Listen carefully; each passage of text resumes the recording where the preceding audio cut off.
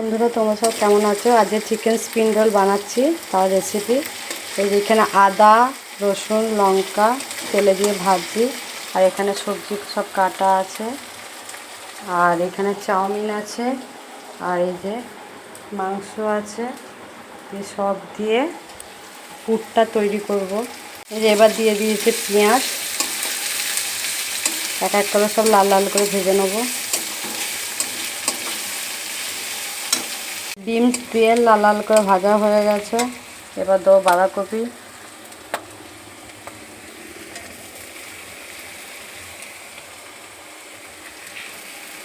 এই বাঁধাকপিটা দিয়ে এবার লাল লাল করে ভেজে নেবো।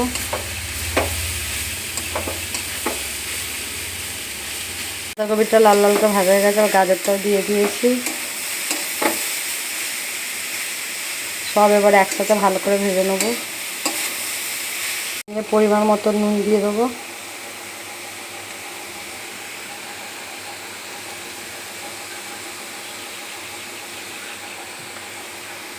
সব একসাথে ভাজবো।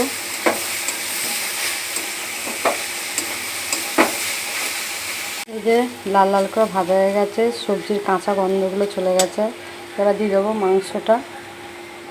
এই যে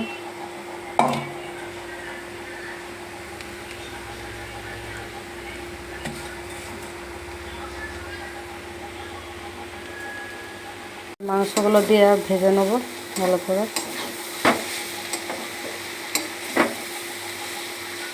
এবার চাউমিনটাও দিয়ে দিচ্ছি। এই সব রকম দিলে চিকেন স্প্রিং রোলের পুরটা খুব টেস্টি হয়। এই যে ভালো করে একটুখানি ভাজা হয়েছে, এবার এই যে ধনে পাতাটা দিয়ে দেবো। এটা দিয়ে নাড়বো। এবার সয়া সসটা দেবো।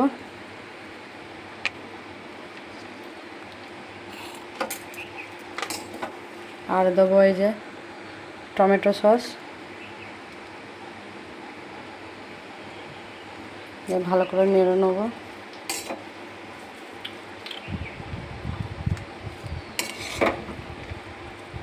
ময়দা মেখে লই করেছিলাম, এবার তারপরে এইভাবে পাতলা করে বেলে নিয়েছি। গরম চাটুতে হালকা করে সেঁকে নেবো। গরম চাটুতে হালকা করে সেঁকে নেবো, তাহলে কাঁচা ভাবটা থাকবে না। তার উপরে পুর ভরবো। অনেক কটা সেঁকে নিয়েছি। এই যে পুর ভরবো, নিয়ে মাঝখানে দিয়ে এই যে আটাগুলো আছে এইভাবে মুখটা মারতে হবে।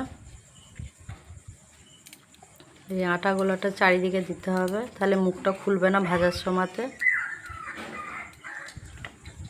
এই দুদিকটা এরকম মুড়ে দিয়ে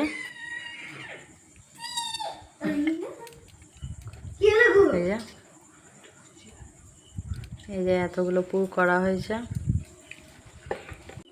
এই যে পুরগুলোকে এইভাবে গরম করে তেলে ভাজবো।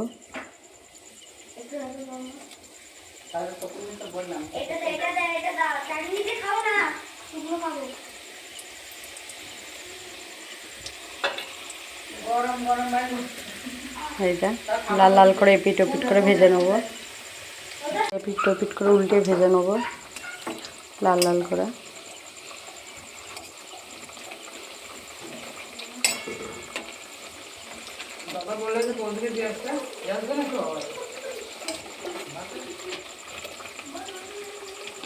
এপিট ওপিট করে লাল লাল করে ভাজা হয়ে গেছে।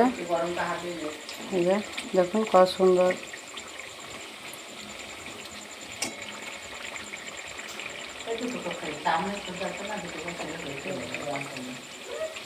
এবার তেল ছেঁকে ছেঁকে তুলে নেবো।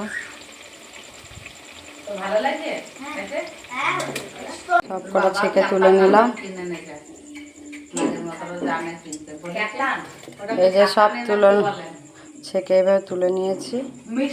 এরকম মচমচে হয়েছে, খুব সুন্দর।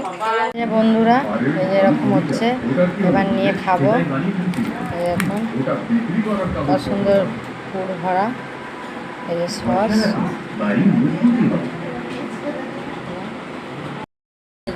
নিয়ে খাচ্ছি। মনে হচ্ছে খুব সুন্দর হয়েছে। এই ভিডিওটা ভালো লাগে লাইক কমেন্ট সাবস্ক্রাইব করুন। ওকে টাটা।